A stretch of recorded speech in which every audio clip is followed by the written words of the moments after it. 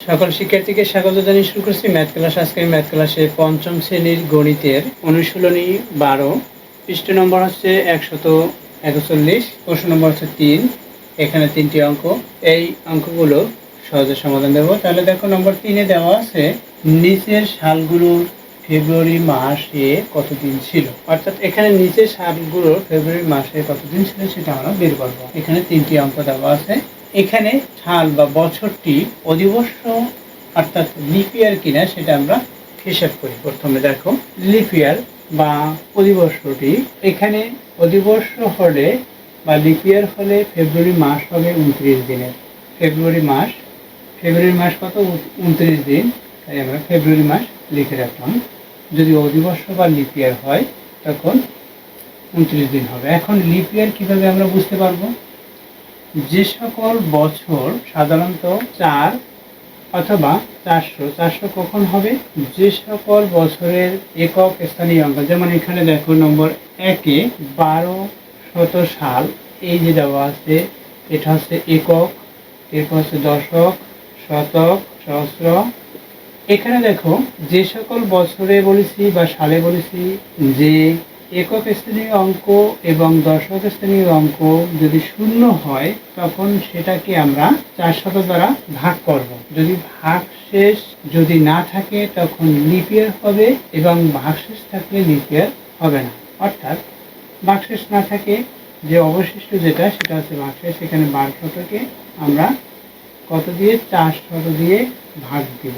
দেখো 4-এর ঘরের গুণের নামটা পড়ি, এই দুটো শূন্য, এখানে দুটো সংখ্যা বাদ দিলে হবে, এখানে 4 হবে, এখানে 12 হবে।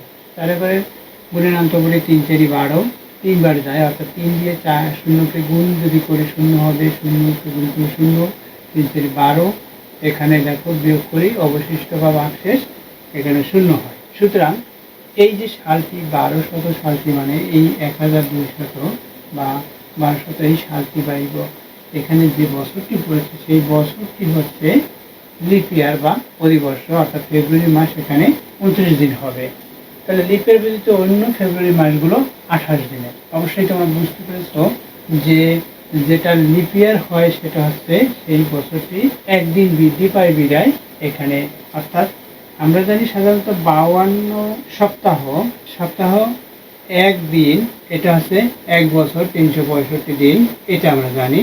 কারণ এই 52-এর সাথে যদি আমরা 7 গুণ করি, এটার সাথে যদি আমরা 7 গুণ করি, দেখো কত হবে? 7-এর সাথে 7 দিয়ে 2কে গুণ করি 14, 4 হাতে 1, 5 7 35, 1-এ 36 হলো, অর্থাৎ 364 হলো। তাহলে আমরা বছর জানি 365 দিন এক বছর, তাহলে একদিন এই থেকে যায়, তাহলে 52 সপ্তাহ প্লাস একদিন সমান 365 দিন, অর্থাৎ এক বছর। অবশ্যই তোমরা এটা বুঝতে পেরেছো। এই যে 52 সপ্তাহ এবং একদিন, এটা এক বছর হলো, এটা আমরা বছরের হিসাব করলাম। এখন এই যে বছরটি, অর্থাৎ এখানে যখন যে সালটি হবে সেই সালটিকে যদি একক স্থানীয় অঙ্ক এবং দশক স্থানীয় অঙ্ক যদি শূন্য হয়, একক এবং দশক স্থানীয় অঙ্ক যদি শূন্য হয় তখন 400 দ্বারা আমরা ভাগ দিব, অথবা 4 দ্বারাও ভাগ করতে পারি। 400 দ্বারা আমরা ভাগ দিব, সেটাই ঠিক হবে 400 দ্বারা ভাগ করলে। যদি ভাগশেষ বা অবশিষ্ট যদি শূন্য হয় তখন অধিবর্ষ বা লিপ ইয়ার হবে ওই বছরটি, অর্থাৎ ওই বছরটি ফেব্রুয়ারি মাস 29 দিনের, অর্থাৎ একদিন বৃদ্ধি পেল। এই যে এই মানে এই সালটি ব্যতীত অন্য সাল একটি হিসাব করি। দেখো তাহলে আমরা কি করলাম? নম্বর 1-এ এখানে নিচের সালগুলোর ফেব্রুয়ারি মাস কতদিন ছিল সেটা আমরা এভাবে বের করব। নম্বর 1, এখানে 1200 লিখে আমরা কত দিয়ে? 400 দিয়ে ভাগ দিব। 400 দিয়ে ভাগ দিলে এখানে 3 বার যাবে, 1200 হলো, ভাগশেষ কি? শূন্য হলো, এখানে শূন্য হলো, তাই অধিবর্ষ। ভাগশেষ শূন্য, ভাগশেষ শূন্য, গ লিখিনি, এর জন্য এখানে ফুলস্টপ দিয়েছি, ভাগশেষ শূন্য, তাই অধিবর্ষ। এখন অধিবর্ষ যখন হয়েছে তখন ফেব্রুয়ারি মাস কত দিনের? 29 দিন। 29 দিন। ফেব্রুয়ারি মাস কত দিন ছিল? 29 দিন ছিল, তাহলে উত্তর হবে 29 দিন ছিল। এবার দেখো 2 নম্বরে কত? এখানে 1692। এটাকে বলেছি একক দশক অঙ্কে, এখানে অঙ্ক সংখ্যা আছে, অর্থাৎ শূন্য ব্যতীত। শূন্য হচ্ছে সার্থক অঙ্ক নয়, এখানে সার্থক অঙ্ক আছে একক অঙ্কে এবং দশক অঙ্কে। সুতরাং এটাকে কি করব? আমরা এটাকে 4 দ্বারা ভাগ করি। দেখো 4 দিয়ে ভাগ করি, 4 এটার মধ্যে কতবার যাবে? 4 বার যায়, 4 × 16 বিয়োগ করি, এখানে 0 হয়, তাহলে এখানে 0 যেহেতু এখানে অঙ্ক আছে, অর্থাৎ এখানে দশক অঙ্ক আছে, একক অঙ্ক আছে, সুতরাং অঙ্ক আছে বিধায় এখানে আমাদের 0 প্রয়োজন নেই লেখা। এখানে 9 লিখলাম। একটি অঙ্ক আমরা নামাতে পারি, এখান থেকে বিয়োগ করে একটি অঙ্ক নামাই, আর এখান থেকে একটি অঙ্ক নামাতে পারি। এখন এই 4 দিয়ে 9কে কি ভাগ করতে পারবো? অবশ্যই কতবার? 2 বার যাবে, 4 × 2 = 8। এখন আমরা বিয়োগ করি, কত হলো? এখানে 1 হলো। এই 1-এর মধ্যে কি 4 যাবে? না। আবার এখান থেকে আমরা একটা অঙ্ক নামাতে পারি, যেহেতু এখানে 2 আছে, 2 নামাই। এখন 4-এর ঘরে গুণের নামটা করি 3, 3 × 4 = 12। বিয়োগ করি, বিয়োগফল এখানে 0 হলো। দেখো, যখন এখানে বিয়োগফল 0 হলো, সুতরাং এটা অধিবর্ষ। তাহলে কি এই সালটি অধিবর্ষ, সুতরাং লিখতে পারি আমরা সালটি অধিবর্ষ, অর্থাৎ 1692 সালটি অধিবর্ষ বা লিপ ইয়ার, অধিবর্ষ। সুতরাং ফেব্রুয়ারি মাস 29 দিন। উত্তর কি হবে? 29 দিন ছিল। উত্তর 29 দিন ছিল।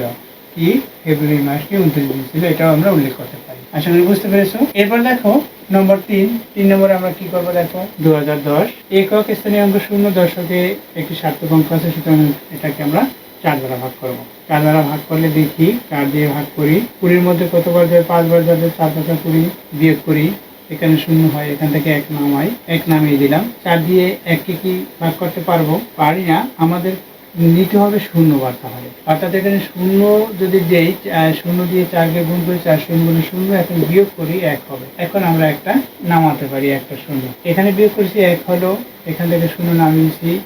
এখন 4 এই 10-এর মধ্যে কতবার যাবে? 4 × 2 = 8, আর 2 বার গেল, বিয়োগ করি 2, এখানে ভাগশেষ আছে, এটা ভাগশেষ। সুতরাং এই সালটি অধিবর্ষ নয়, অর্থাৎ 28 দিন হবে মাস ফেব্রুয়ারি মাস। তাহলে কি লিখবো? এখানে ভাগশেষ আছে, অর্থাৎ এখানে অবশিষ্ট থাকলো।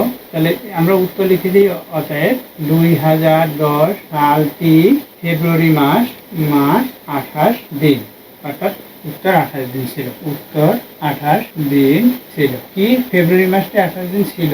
আমরা সরাসরি লয় করে দিতে পারি, আর সরাসরি লও দিতে পারি। এখানে যদি ছিল লেখা, ছিল এটা লেখা, এখানে দেখো, তাই 28 দিন ছিল ফেব্রুয়ারি মাসটা। আমরা উল্লেখ করতে পারি যে ফেব্রুয়ারি মাস 28 দিন ছিল, উল্লেখ করে ভালো হয়। আশা করি বুঝতে পেরেছো এই অঙ্কগুলো কিভাবে করতে হয়। তোমরা এখানে উল্লেখ করে দিবে ফেব্রুয়ারি মাস 28 দিন ছিল, এখানে ফেব্রুয়ারি মাস 29 দিন ছিল, কোন এই সালটি, এভাবে উল্লেখ করলে লিখলে ভালো হবে। আশা করি বুঝতে পেরেছো এই অঙ্কগুলো কিভাবে করতে হয়। অর্থাৎ যদি কোনো সালের একক এবং দশক স্থানীয় অঙ্ক যদি 0 হয়, একক এবং দশক, যেমন এখানে একক দশক স্থানীয় অঙ্ক 0, তাই 400 দ্বারা আমরা ভাগ করব।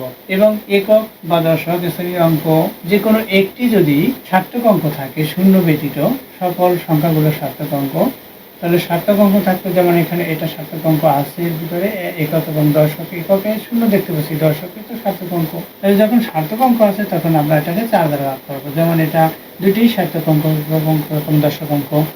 অর্থাৎ একক স্থানীয় অঙ্ক আমরা একক কেন বলেছি, এখানে আমরা এভাবে করি, একক, দশক, শতক, হাজার, এভাবে করে।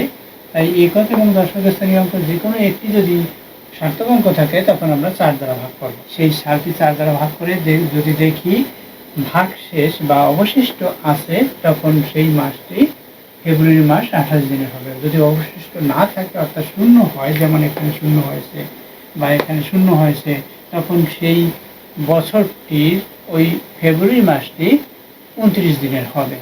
অর্থাৎ এই সালটি লিপ ইয়ার পড়লো, ফেব্রুয়ারি মাস 29 দিন। আমরা এরকম উল্লেখ করতে পারি যে এখানে সালটি হচ্ছে অধিবর্ষ বা লিপ ইয়ার, এভাবে উল্লেখ করতে পারি। সুতরাং যেমন এখানে ভাগশেষ আছে, অর্থাৎ ভাগশেষ এখানে 0, তাই অধিবর্ষ হলো।